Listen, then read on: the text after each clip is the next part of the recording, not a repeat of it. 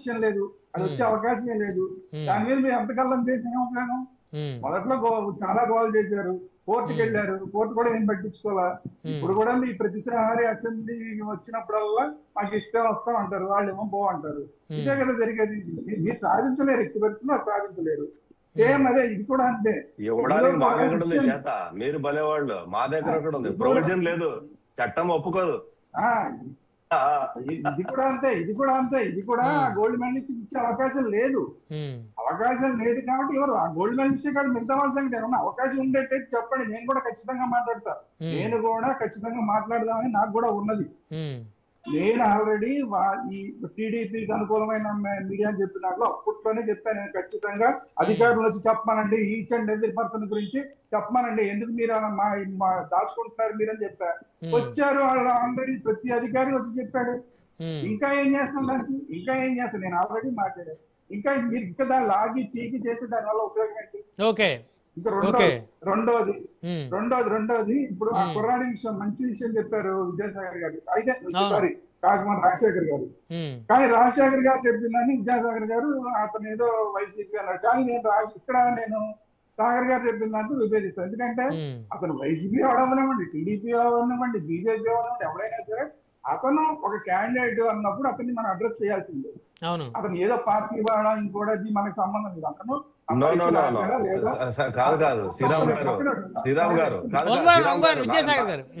నా కాంటాక్ట్స్ అది కాదు, సారీ నా కాంటాక్ట్స్ అది కాదు, నా కాంటాక్ట్స్ అది కాదు. అంటే వాళ్ళ క్యాండిడేట్లు అయ్యి ఉండొచ్చు, కానీ వాళ్ళు వచ్చిన వాళ్ళందరూ కూడా they are sympathisers YCP party. మిగతా వాళ్ళు ఎవరు రాలేదు అక్కడికి, వాళ్ళు మాత్రం వచ్చారని మాట్లాడుతున్నారు.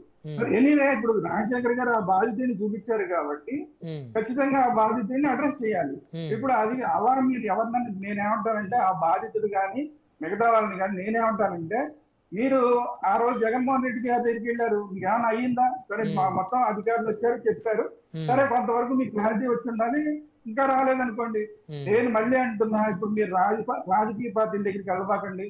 ఏ రాజకీయ పార్టీ దగ్గరికి వెళ్లకుండా మీరు ఎవరైతే బాధితులు, ఒకవేళ మీరు బాధితులు అనుకుంటున్నారో, మేము దీని మీద మోసగించబడ్డాం అనుకుంటున్నారో, వాళ్ళందరూ విడిగా రండి, విడిగా వచ్చి మీరు ఒక ప్రెస్ మీట్ పెట్టండి. ఎందుకు ప్రభుత్వం సమాధానం చెప్తా, నేను కూడా చూస్తాను, నేను కూడా మీతో పాటు మాట్లాడతా. మీరు రాజకీయాల్లో వెళ్ళేసరికి ఏమవుతుంది, వాళ్ళు అందులో కరెక్ట్ గా అతను చెప్పాడు, రాజశేఖర్ గారు చూపించిన దాంట్లోనే అతను ఏం చెప్పాడు, మీకేం సంబంధం అండి, మీరు రాజకీయ పార్టీ కొట్టుకుంటారు, ఇది మా వ్యవహారం అంటాడు. అతనే చెప్తున్నాడు, రాజశేఖర్ గారికి చెప్తున్నారు, సాగర్ గారికి చెప్తున్నాడు, ఏమని, ఇది రాజకీయ విషయం కాదు అని చెప్తున్నాడు అక్కర్రాడు. కాబట్టి ఏంటంటే ఇది రాజకీయ, కరెక్ట్ గా చెప్తావు తమ్ముడు, ఇది రాజకీయ విషయం కాదు. నువ్వు మిగతా వాళ్ళు ఎవరైతే ఉంటారో వాళ్ళందరూ వచ్చి మేము బాధితులు అనుకుంటే, లేదంటే మేము మోసపోయాం అనుకుంటే కనుక మీరు విడిగా వచ్చి మాకు ఏ పార్టీలతో సంబంధం లేదు అని చెప్పి మీరు ఒక ప్రెస్ మీట్ పెట్టండి. అప్పుడు ఖచ్చితంగా మాలాంటి పార్టీలకు సంబంధం లేని వాళ్ళందరం మాట్లాడతాం. మీరు ఖచ్చితంగా ఎందుకు సమాధానం చెప్పదు, ఆల్రెడీ ప్రభుత్వం కావాలని చెప్పింది, అయినా కూడా మళ్ళీ ఇంకోసారి ఎందుకు సమాధానం చెప్పడం? అంతే తప్ప ఇప్పుడు ఆవుని పిండితే పాలు వస్తాయి, గేదెలు పిండితే పాలు వస్తాయి, ఉన్నపోతుని పిండితే పాలు రావు. ఏమీ లేని దగ్గర ఎంత యాజిటేషన్ చేస్తే ఏం ప్రయోజనం? అందరికీ ఇబ్బంది తప్ప రాజకీయంగా కూడా దీంట్లో మీరు ఏమైనా సాధిస్తారంటే అక్కడ ప్రతిసారి ఫెయిల్ అవుతున్నారు. మీరు కాకమాన రాజశేఖర్ గారు కానీ ఎవరు ఈ రోజు ఉన్నారు కాబట్టి ఆయన గురించి మాట్లాడరు, ఎవరున్నా కూడా ఆ గోల్డ్ మెడలిస్ట్ అంటున్నారు, వెంటనే తేలిపోతుంది ఆ గోల్డ్ మెడలిస్ట్ కరెక్ట్ కాదనేది.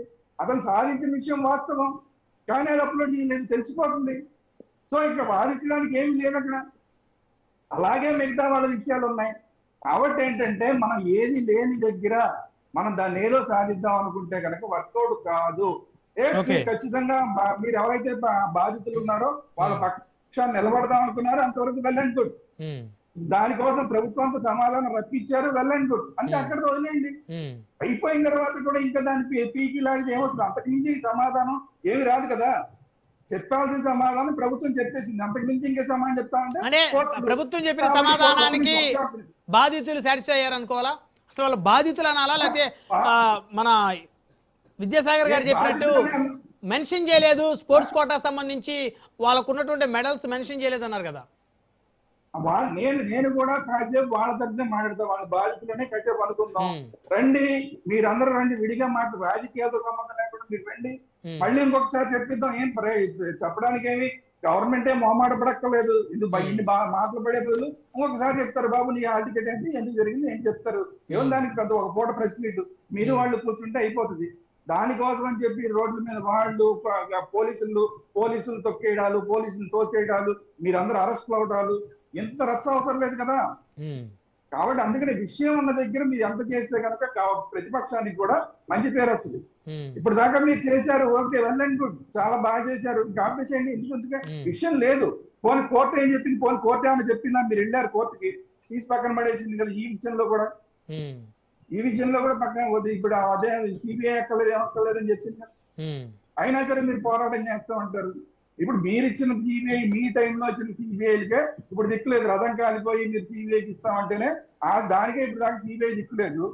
ఇలాంటివి అసలు విషయం లేనట్టు సిబిఐ ఎందుకు వస్తుంది, వాళ్ళు ఎందుకు టైం స్పెండ్ చేస్తారు. కాబట్టి ఏంటంటే నేను ఏమంటా అంటే లాజికల్ గా ఆలోచించండి దయచేసి. ప్రతిపక్షం కూడా కొంచెం దయచేసి లాజికల్ గా ఆలోచించండి. ప్రభుత్వానికి కూడా నేను చెప్పేది అంటే, ఇంకా కొంతమంది ఇప్పుడు వచ్చి ఇది రాజకీయానికి సంబంధించిన విషయం కాదంటున్నారు కాబట్టి అలా ముందుకు వచ్చిన వాళ్ళని మీరు అడ్రస్ చేయండి. వాళ్ళ డౌట్ కూడా క్లారిఫై చేయండి. అక్కడితో అయిపోతుంది. వాళ్ళు వెళ్ళి పాపం నెక్స్ట్ డిఎస్సికి పాపం ప్రిపేర్ అవుతారు. అంతే తప్ప దీన్ని రాజకీయంగా ప్రతిపక్షం కానీ ప్రభుత్వం కానీ ఎంత రచ్చ చేసినా దీంట్లో విషయం లేదు, ఉపయోగం లేదు.